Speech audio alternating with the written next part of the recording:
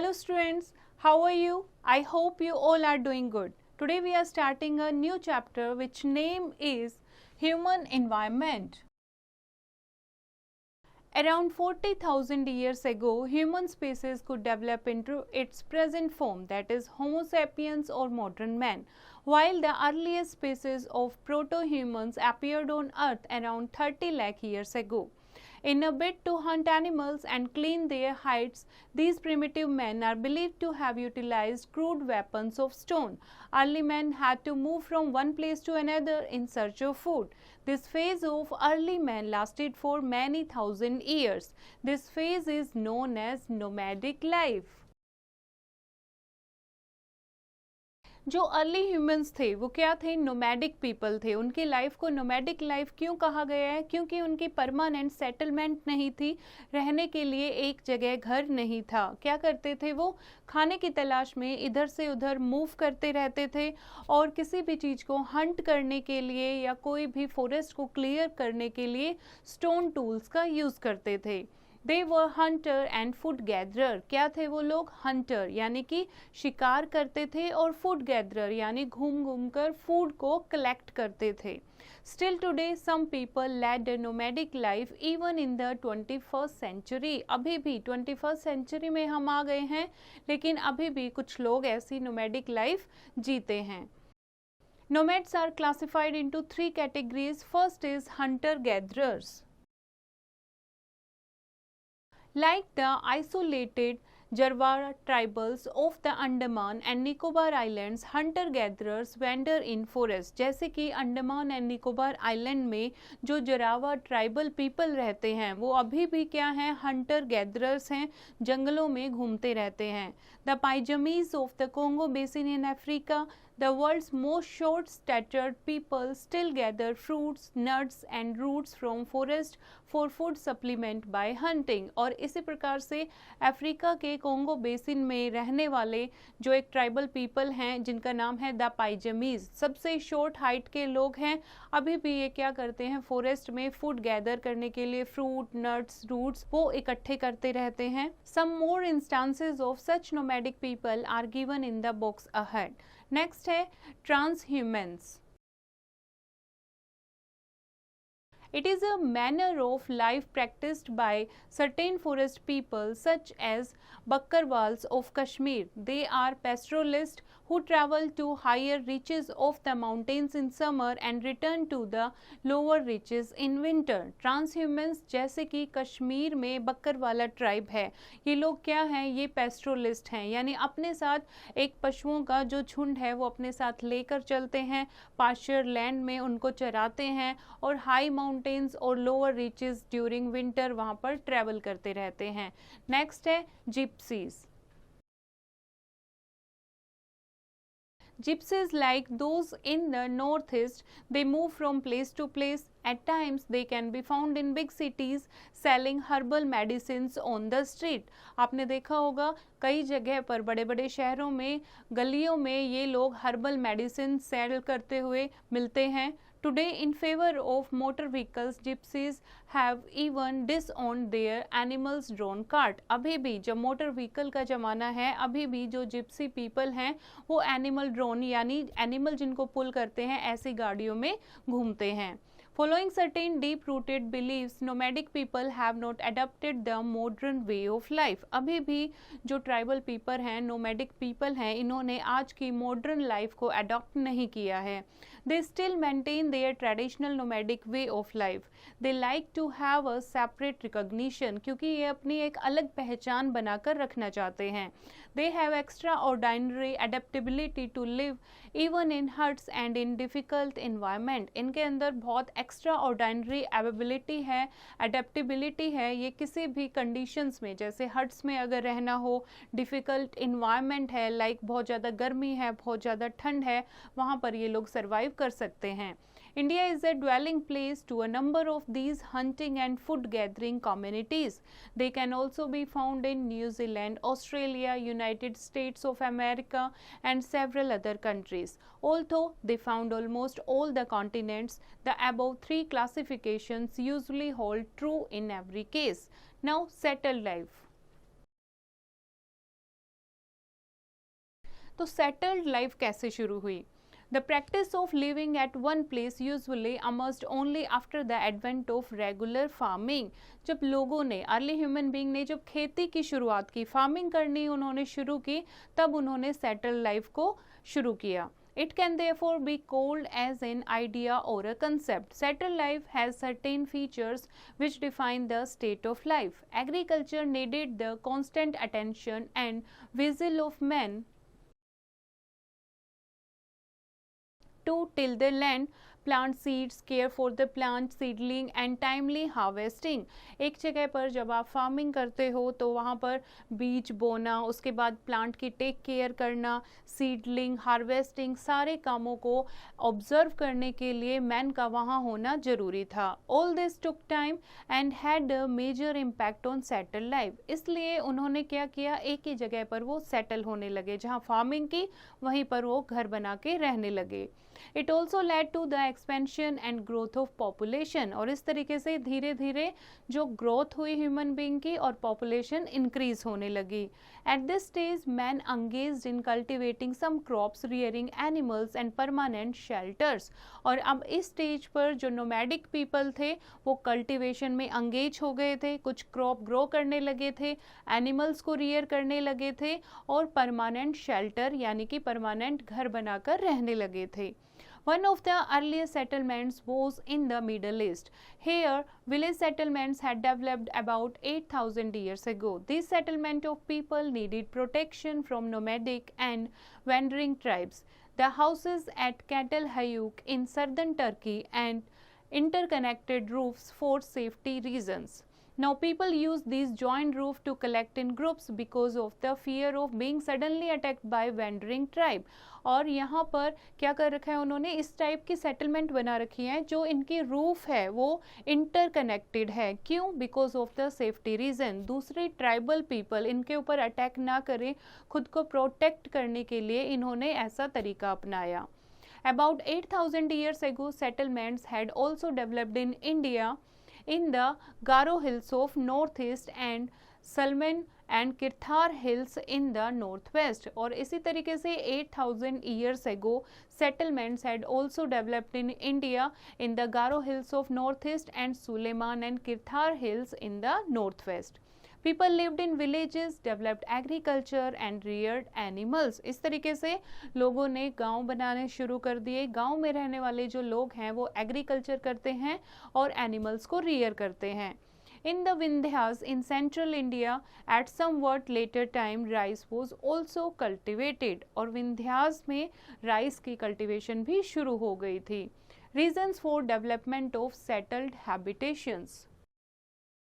Settled habitation की क्यों ज़रूरत महसूस हुई, क्या कारण था इसके पीछे? There are many possible reasons for the development of this new stage of life. The following factors however played the most crucial role in development of settlements. जैसे introduction of farming and invention of tools helped man choose permanent sites for settlements. Farming की introduction यानी खेती करना उन्होंने शुरू किया, invention of tool बनाना शुरू किया, तो उससे क्या हुआ, उन्होंने एक परमानेंट साइट पर रहना शुरू कर दिया. Second, climatic changes which took place between 10,000 and 7,000 year ago forced people to move to better locations. 10,000 7,000 साल पहले जो क्लाइमेटिक कंडीशन चेंज हुई थी उन्होंने लोगों को एक जगह पर अच्छी लोकेशंस पर रहने के लिए मजबूर कर दिया. For example, the Sahara in Africa was an area of dense vegetation between 8,000 to 7,000 years ago. When it is turned into a desert, the people who lived there migrated to other continents. जैसे कि सहारा in Africa में जो लोग रहते थे वहाँ पर एक टाइम पर क्या थी, डेंस वेजिटेशन थी, लेकिन कुछ टाइम के बाद ये डेजर्ट में चेंज हो गया. डेजर्ट में जब चेंज हो गया तो लोगों ने यहाँ से माइग्रेट होना शुरू कर दिया और दूसरे कॉन्टिनेंट में जाकर रहने लगे. Now here is a way of life, here is a case study. Hunting and food gathering is a way of life with some people. They refuse to come out of forest. जंगलों से बाहर आने से वो बिल्कुल भी agree नहीं हैं, वो मना करते हैं साफ. The term tribe is generally used for traditions. Tribe का मतलब क्या है? Traditions. However, it has come to be associated with people who are still following a nomadic way of life. The Jarwas of Andaman and Nicobar Islands, the Semengs of Malaysia, the American Indians living in the Amazon basin, all of whom live in perfect harmony with their environment. Their houses are semicircular with thatched roof. इनके जो घर हैं वो semicircular shape में बने हुए हैं, कच्ची छतें हैं. And the Aborigines of Australia and the Bushmen of the Kalahari Desert still wander in family groups in search of fresh hunting places. अभी भी ये जो लोग हैं अपनी फैमिली के साथ जंगलों में मूव करते हैं ताकि इनको हंटिंग के लिए कोई फ्रेश प्लेस मिल सके. Their simple shelters known as wurleys are made of branches of tree, grass and tufts. The Mashia in East Africa wander in search of pastures and water supply. इस तरीके से अलग अलग type के जो tribe हैं ये अकेले जंगलों में रहना पसंद करते हैं, अपने ट्रेडिशन को जिंदा रखना चाहते हैं, इसीलिए ये दूसरी सोसाइटी के साथ मिक्स होना नहीं चाहते. Now third reason is seasonal changes like seeds germinating into saplings, growing into plants and subsequent stages of flowering and ripening give man the knowledge of when to get fruits of plants. जैसे कि season जब change होता है उसके according कैसे पौधे उगते हैं, कैसे वो एक प्लांट बनते हैं, कैसे उन पे बीज लगते हैं, कैसे वो पकते हैं, तो इससे लोगों को नॉलेज आई. एक जगह पे उन्होंने जब रहना शुरू किया, प्लांट्स को ऑब्जर्व करना शुरू किया. Availability of resources for living such as clean air, water, fruits, vegetables और इवन एनिमल्स फॉर हंटिंग. जब उनको एक ही जगह पर सारे रिसोर्सेज अवेलेबल होने लगे, जैसे कि रहने के लिए जगह, clean air, water, fruits, vegetables और इवन एनिमल्स फॉर हंटिंग, तब उन्होंने एक ही जगह पर रहना शुरू कर दिया.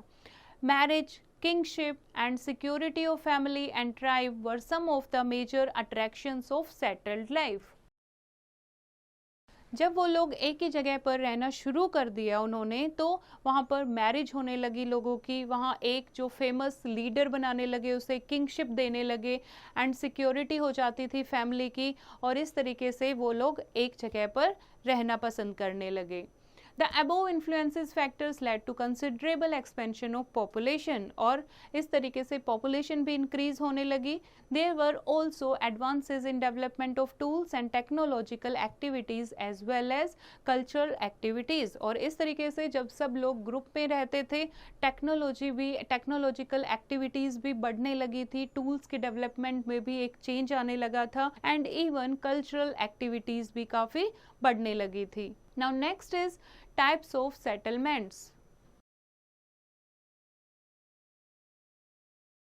Today, more and more people of the world choose to live in settled habitation. आज ज़्यादातर लोग जो हैं settled habitation यानी एक ही जगह पर रहना पसंद करते हैं.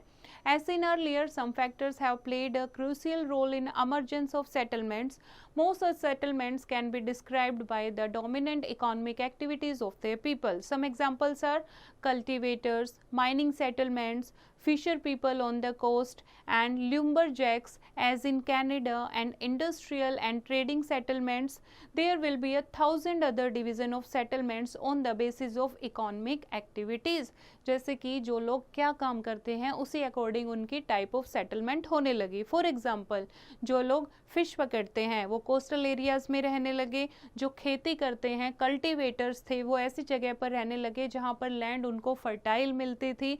जो लोग माइनिंग करते थे वो ऐसी जगह पर रहने लगे जहाँ पर रिसोर्सेज इजीली अवेलेबल होते थे. The most important and basic factor in each case is availability of water either in the vicinity or even some distance away. Therefore, settlements can generally be placed under two broad categories: wet point settlement and dry point settlements. First है wet point settlement. पानी होना बहुत ज़रूरी था किसी भी settlement के near by, तो इसीलिए सेटलमेंट को दो टाइप में डिवाइड किया है, wet point settlements and dry point settlement. Settlements which grow around water courses like river banks or sea coast are said to be wet point settlement.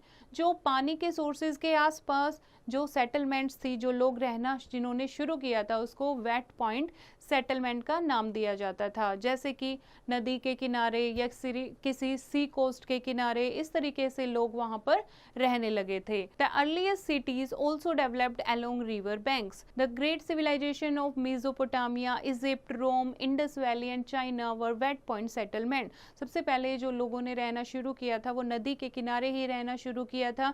जैसे कि great civilisation of Mesopotamia, Egypt, Rome या Indus valley civilisation या China की अगर बात करें, these all are wet point settlements. They are also known as river valley civilisations, या फिर इनको रिवर वैली सिविलाइजेशंस का नाम भी दिया गया है। Water played a crucial role in the development and progress of early towns and cities. In the cities, farming was carried out in the villages or along the border of cities. The people of the city developed other craft. In these cities, farming was carried out in the villages or along the borders of cities. The people of city developed other craft. In these cities, essential services like sewage and cleaning of streets were also provided. गांव के जो लोग थे वो ज़्यादातर क्या करते थे? फार्मिंग करते थे। शहरों में जो लोग बसे हुए थे वो क्राफ्टमैन बन गए थे, और शहरों में और भी इम्पोर्टेंट फैसिलिटीज़ प्रोवाइड की गई थी, जैसे कि sewage and cleaning of streets. Civilizations also grew along sea coast as in Greece and Italy. The Roman and Greek civilizations prospered around 1000 years after the Indus Valley civilization. By this time, certain advancement had taken place, like for example transport and communication. Early Roman streets were paved, and the Greeks and Romans preferred to settle all around the coast of Mediterranean Sea because of the various reasons like climate, topography and communication facilities then available. Roman and Greek cities along the Mediterranean coast had great functional importance. They carried on trade with other countries including India. Mediterranean Sea के पास होने के कारण वो by sea, by ship trade कर सकते थे दूसरी countries के साथ। A similar concept of settlements near rivers developed in India during the second phase of civilization about 2500 years ago. At this time, many cities in North India such as Mathura and Varanasi, Madurai in the south, Arikmedu in Pondicherry developed because of their functional importance. All of these were wet point settlement. Now come to the next, that is dry point settlements. Dry point settlements, these settlements are not found on river bank or flood plains. कोई flood plain या फिर किसी river bank के किनारे ये settlements नहीं थी, उनसे कहीं दूर थी। They are generally on a high point, an area not liable to flooding. ऐसी जगह पर होती थी ये सेटलमेंट जहाँ पर बाढ़ आने के चांसेस ना के बराबर हों। And they grow along transport routes but must have wet soil in their periphery. यहाँ पर बहुत ज़्यादा पानी नहीं था, लेकिन वेट सॉइल जरूर थी जहाँ पर कल्टीवेशन ये लोग कर सकते थे। Such settlements grow along marshes, estuaries and even away from the sea coast. The settlements along caravan routes, trading routes and railroad lines are generally dry point settlement. The earliest example of a dry point settlement is Mehrgarh in the northwest. जैसे कि एक dry point settlement का हम example लेते हैं, that is Mehrgarh in the northwest. The progress of Indus Valley civilization depend much on this dry point settlement. Peshawar, now in Pakistan, has become an important town because of its proximity of Khyber Pass route linking Afghanistan and Pakistan. इस तरीके से जो अलग अलग dry point settlement यानी कि ऐसे areas, ऐसी जगह जो किसी और चीज़ के लिए फेमस हो गई थी और सिविलाइजेशन में उनका नाम आ गया था, उनको क्या कहते हैं? dry point settlements. Now, role of transport and communications in settlements. A transport and communication network has always played an important role in human-environment interaction. It has had both negative and positive. अब transport and communication का settlements में क्या role था? दोनों role रहे हैं, positive भी और नेगेटिव भी। The world's first wheeled vehicles were used during the early civilizations in 3500 BC. 2000 years ago, the Romans became the first to use metalled rods for conducting war. सबसे पहले 2000 year यानी 2000 साल पहले रोमन्स ने first use किए थे metal road जो कि वॉर करने के लिए यूज किए गए थे. Need for transport had even caught the attention of renaissance artist like Leonardo da Vinci and he had made drawings of a helicopter like flying machine, a tank and a submarine.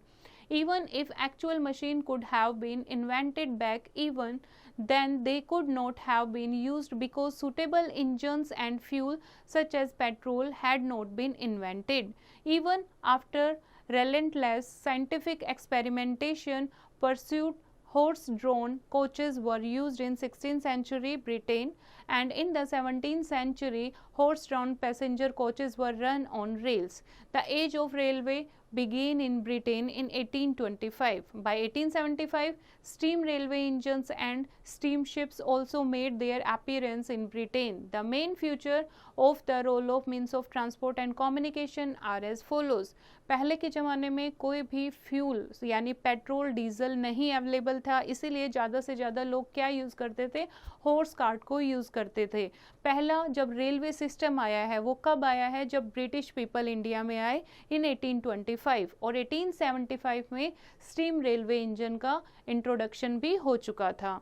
Now main features क्या थे means of transport and communication. First is a transport and communication network facilities movement of people and goods from one place to another. अगर एक अच्छा transport and communication system होगा तो लोगों को उससे सुविधा मिलती है, लोगों को और सामान को इधर से उधर ले जाने में आसानी होती है. It improves the influences social and economic interaction among people. It improves and influences सामाजिक और इकोनॉमिक लोगों का आपस में इंटरेक्शन के लिए ये इम्प्रूव करता है. It leads to developments and growth of settlements through better economic activities. Growth of settlement यानी सेटलमेंट की ग्रोथ है, डेवलपमेंट अच्छे तरीके से हो, उसमें हेल्प होती है ट्रांसपोर्ट एंड कम्युनिकेशन नेटवर्क होने से. The means of communication also provide facilities for entertainment, for example radio and television. Means of communication से हमें ये साधन मिले हैं जिनसे हम एंटरटेनमेंट होती है हमारी, for example radio and television. It provides convenient service to people, for example door to door services by the railways. एक अच्छा ट्रांसपोर्ट सिस्टम होने से डोर टू डोर सर्विस लोगों को अब मिल पा रही है. It plays a crucial role in integrating diverse cultures, religions and beliefs of people and unites them as a nation. For example, railways during India's freedom movement. लोगों के culture को यानी इतना डिफरेंट इंडिया में बहुत टाइप के लोग रहते हैं, डिफरेंट कल्चर है उनका, डिफरेंट रिलीजन से बिलोंग करते हैं, लेकिन अगर एक अच्छा ट्रांसपोर्ट एंड कम्युनिकेशन सिस्टम होगा तो उनके व्यू शेयर करने में बहुत आसानी हो जाती है और लोगों को वो यूनाइट करता है as a nation. Modern day transport and communication have played a crucial role in raising the living standard of people by providing employment and better services. जो आजकल का ट्रांसपोर्ट एंड कम्युनिकेशन सिस्टम है वो लोगों के life standard को बढ़ाने में बहुत इंपॉर्टेंट साबित हुआ है क्योंकि बहुत सारे लोगों को इससे रोजगार भी मिला है. In many cases the means of transport have brought down the cost of goods and services. For example pipelines have made transportation of many liquids and gases convenient and inexpensive. Means of transport से बहुत ज़्यादा facility हमें मिली है और चीज़ों के जो price है वो कम करने में भी हेल्प मिली है. जैसे पाइपलाइंस बनी हुई हैं जिससे बहुत सारे लिक्विड फॉर एग्जांपल गैसेस को ईजिली ट्रांसपोर्ट किया जा सकता है. Next is progress of transport.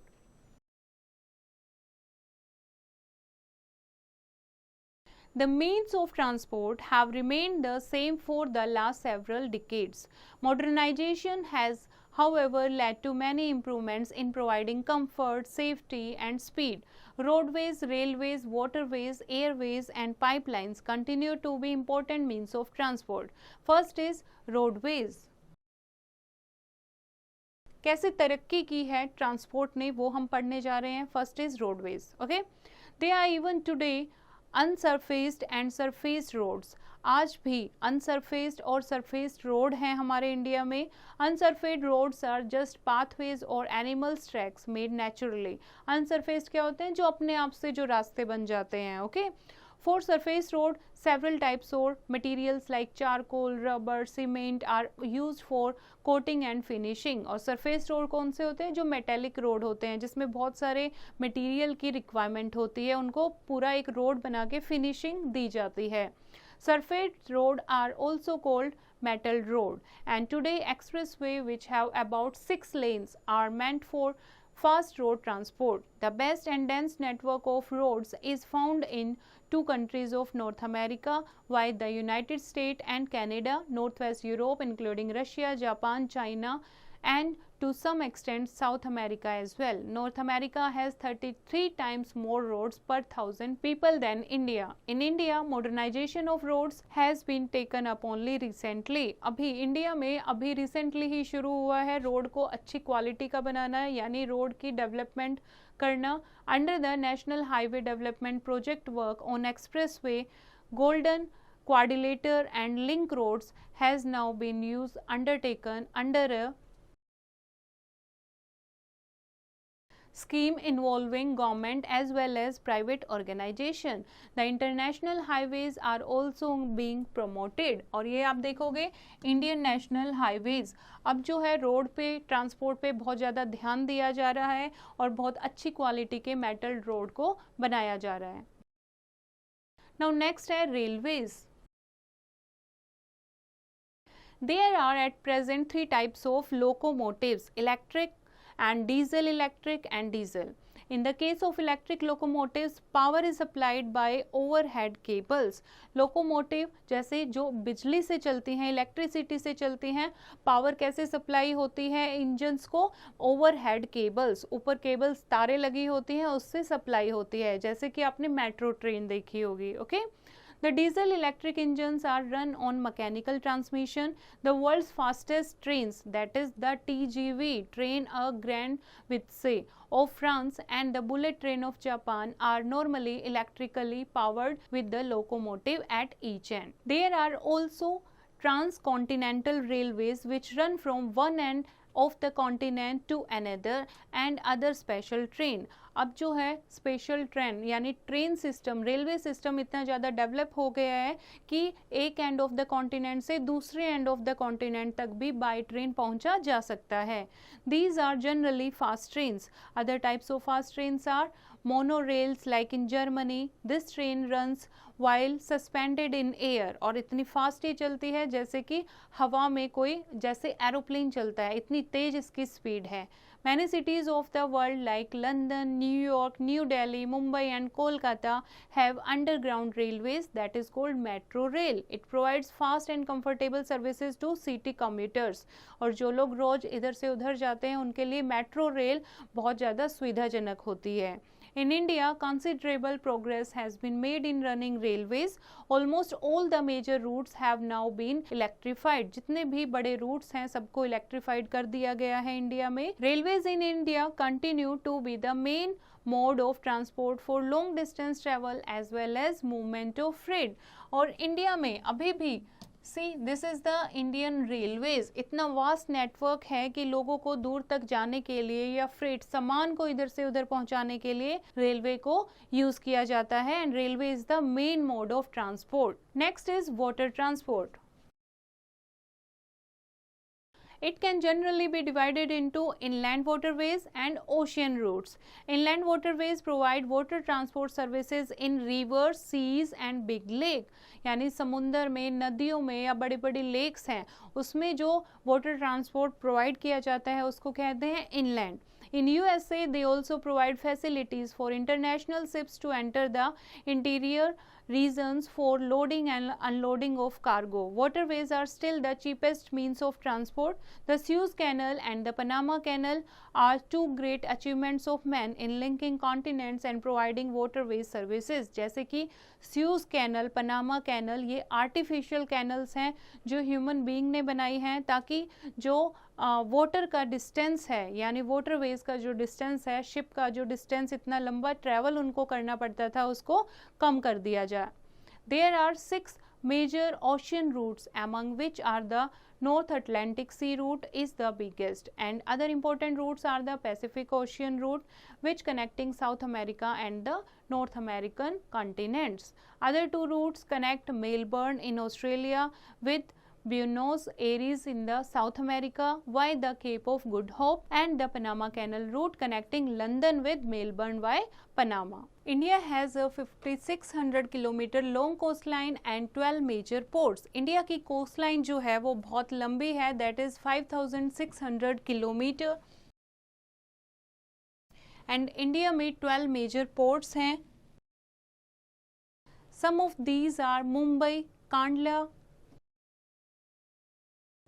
Chennai and Tuticorin are most important, and this is the Indian map of India's sea route and major ports. Now next is air transport. Air transport is the fastest but expensive mode of transport. It is very important in the present era of globalization. जब India इतना ज़्यादा modern हो गया है, पूरा world इतना globalisation हो गया है, एक जगह से दूसरी जगह हमें बहुत जल्दी जल्दी जाना पड़ता है, मीटिंग्स करनी होती हैं, हम ट्रेड कर रहे हैं, तो उसमें एयर ट्रांसपोर्ट जो है वो बहुत इम्पोर्टेंट है, बहुत फास्टेस्ट मीन्स ऑफ ट्रांसपोर्ट है, लेकिन बहुत एक्सपेंसिव है. The United states of America, western Europe, Australia and some countries in South America and Southeast Asia have a very dense network of air routes. Major and busy international airports are London, New York, Paris, Rome, New Delhi, Mumbai, Karachi, Bangkok, Singapore, Tokyo, Los Angeles, Chicago, Buenos Aires and Rio de Janeiro. In India, considerable progress has been made in the field of airways. At present, there are more than 4 major private airlines and 2 airlines in the public sector. अब India में at present 4 major private airlines हैं और 2 airlines in the public sector work कर रही हैं. Okay, and this is the map of Indian air routes. Okay, here is a table of comparison among the different means of transport. For example, roadways, railways, waterways and airways. We are having these 4 means of transport. तो here is the comparison. For example, roadways. Roadways जो है road पर चलते हैं, इसके लिए हमें road चाहिए होते हैं. रेलवेज के लिए हमें ट्रैक चाहिए होते हैं. और वाटरवेज के कहाँ पर चलते हैं, जहाँ पर ओशियन और सीज होता है, यानी पानी में चलते हैं. और एयरवेज किस में चलते हैं, हमारी एयर में, यानी कि हवा में. ओके, रोडवेज जो है शॉर्ट डिस्टेंस के लिए यूजफुल होते हैं. रेलवेज जो है लॉन्ग रूट के लिए यूजफुल होते हैं. वाटरवेज जो हैं ये ईजीएस्ट मीन्स ऑफ ट्रांसपोर्ट हैं, लेकिन बहुत ज़्यादा स्लो हैं. एयरवेज जो है फास्टेस्ट मीन्स ऑफ ट्रांसपोर्ट है, लेकिन बहुत ज़्यादा एक्सपेंसिव है. ओके, रोडवेज के थ्रू हम कुछ ही घंटों में एक जगह पर पहुंच सकते हैं. रेलवेज में ज़्यादा टाइम लगता है. वाटरवेज भी बहुत टाइम लगता है. एयरवेज में क्विकली हम एक देश से दूसरे देश में भी पहुंच सकते हैं. तो ये आप अच्छे से टेबल को रीड करेंगे. Domestic and international air routes. These airlines link more than 100 different countries of the world. Air travel has been made more comfortable and convenient mode of transport than what it was a decade ago. अब जो है airlines ने बहुत ज़्यादा तरक्की कर ली है और एयर ट्रैवल ने बहुत ज़्यादा कंफर्टेबल और कन्वीनियंट मोड ऑफ ट्रांसपोर्ट बन गया है, जैसे कि बहुत टाइम पहले ऐसा नहीं था. Now next topic is communication. The same means of communication are used all over the world as are used in India today. These means of include personal communication and mass communication, personal communication जो 1 to 1 होती है, एक से हम दूसरे से बात कर रहे हैं, जैसे by post, by telegraph, by telephone, computer, fax, mail कर रहे हैं, this is personal communication. Mass communication क्या होती है? जैसे एक ही मैसेज बहुत सारे लोगों तक पहुंचाना, that is mass communication. Mass means a number of people, fine. जैसे radio, television, newspaper and outdoor advertising. Latest advancement like mobile phones, SMS, video, cable television, email, satellite, phone, etc. form a part of the above means in one form or another. They represent technological advancement in the above means, making them more convenient, faster, effective and efficient. Next is personal communication. Personal communications को हम अच्छे से detail में समझते हैं। Postal communication started about 250 years ago. सबसे पहले postal communication, सबसे पहले अर्ली ह्यूमन बीइंग थी, वो अपना मैसेज कैसे भेजते थे? जैसे पिजन का यूज़ करते थे या फिर हॉर्स राइडर को भेजते थे। उसके बाद पोस्टल कम्युनिकेशन शुरू हुई।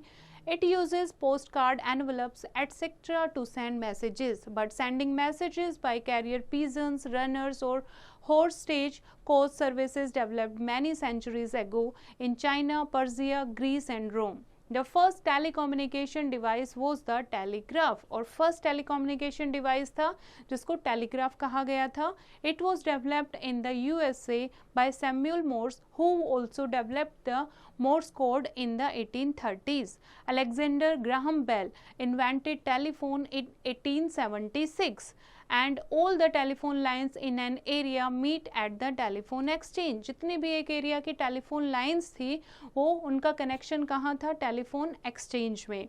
This system was later used to link not only telephones but also fax machines and home computer.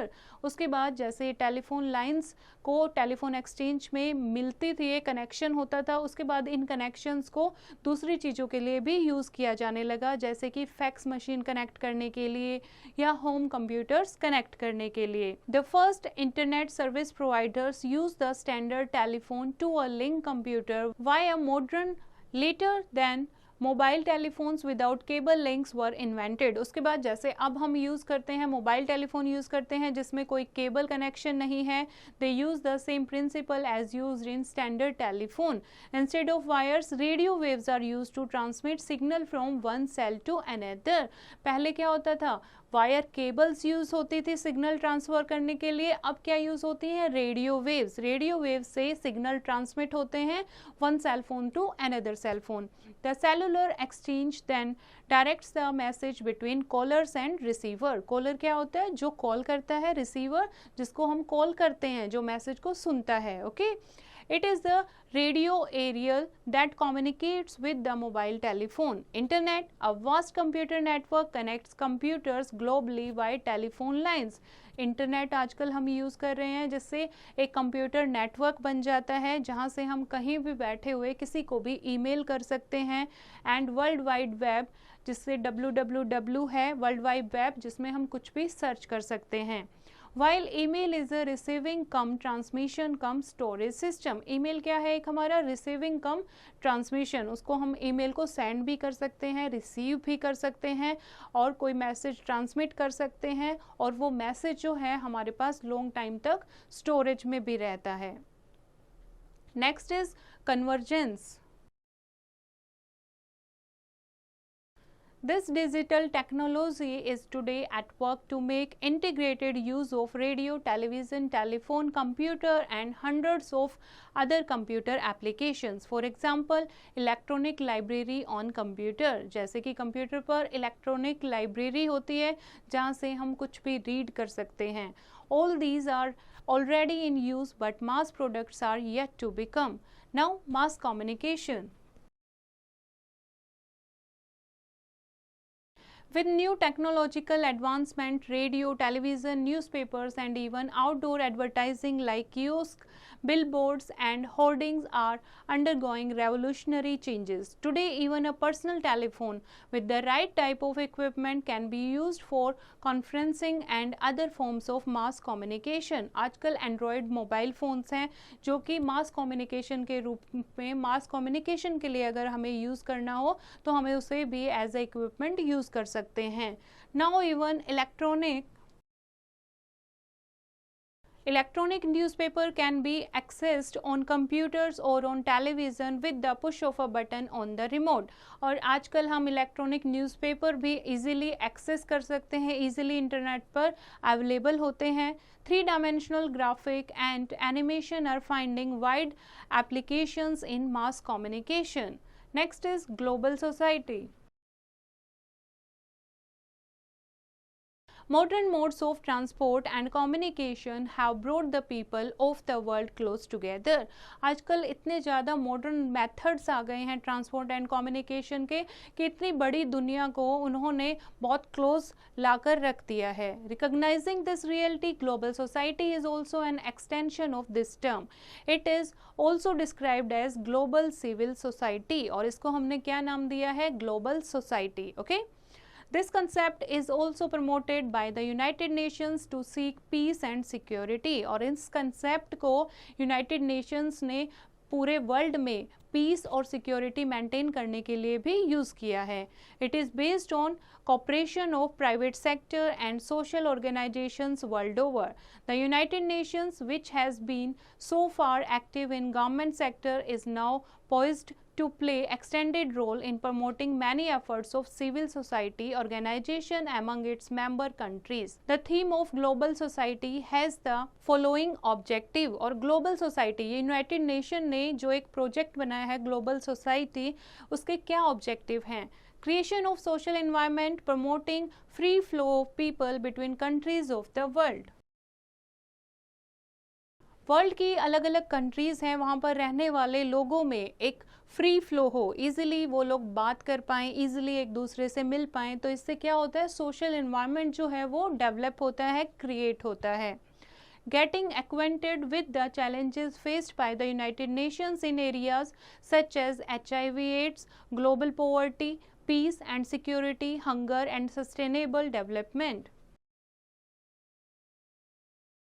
पूरी कंट्रीज़ तक, यानी वर्ल्ड में जितनी भी कंट्रीज़ हैं यूनाइटेड नेशंस में जो आती हैं, उनको सबको एक प्रोजेक्ट के अंडर इकट्ठा करना. जैसे कि अगर HIV/AIDS के बारे में अवेयरनेस फैलानी है, ग्लोबल पॉवर्टी का एक मुद्दा है, उसको सोल्व करना है, तो कैसे उसको कर सकते हैं हम सोल्व? तो this is the objective of global society. In achieving these objective, social development task of the United Nation in addition to economic development seek to create increased awareness of the influence of local issues on global issues. तो इसके लिए क्या करना होगा? Global issues से पहले जो local issues हैं कंट्री के, उनको ख़त्म करना होगा, लोगों को अवेयर करना होगा, लोगों में अवेयरनेस फैलानी होगी. To fulfill this task, the United Nations seeks to promote partnership between private, corporate and government organization. और इस चीज़ को फुलफिल करने के लिए जो यूनाइटेड नेशन है वो प्रमोट कर रहा है ताकि private, corporate and government organisation मिलकर काम करें. With the success of these measures, the world will also enter a new era of global cooperation and peace. और अगर हम इन स्टैंडर्ड के अनुसार चलेंगे तो ज़रूर हमें सक्सेस मिलेगी और हम ग्लोबल कोऑपरेशन एंड पीस को मेंटेन करने में कामयाब हो पाएंगे. Here are some important points. When people build houses in place where few or no people have lived before, such a habitation is called a settlement. Early settlements were usually situated along river valleys. There are mainly two types of settlements, rural and urban.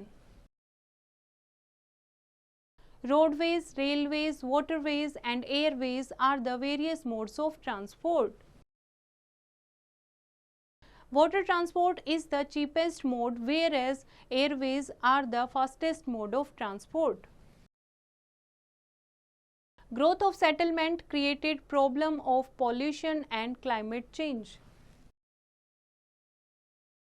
Human environment means all those conditions which favor and help the growth of humans. Early man was a nomad and slave to environment. From food gatherer, he became a food producer. With the invention of fire, he began to lead a settled life.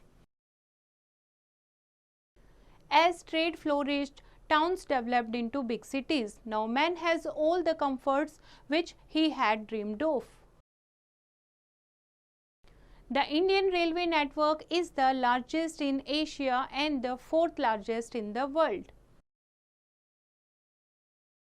Waterways provide the cheapest means of transport. India has about 14,500 kilometers of navigable waterways.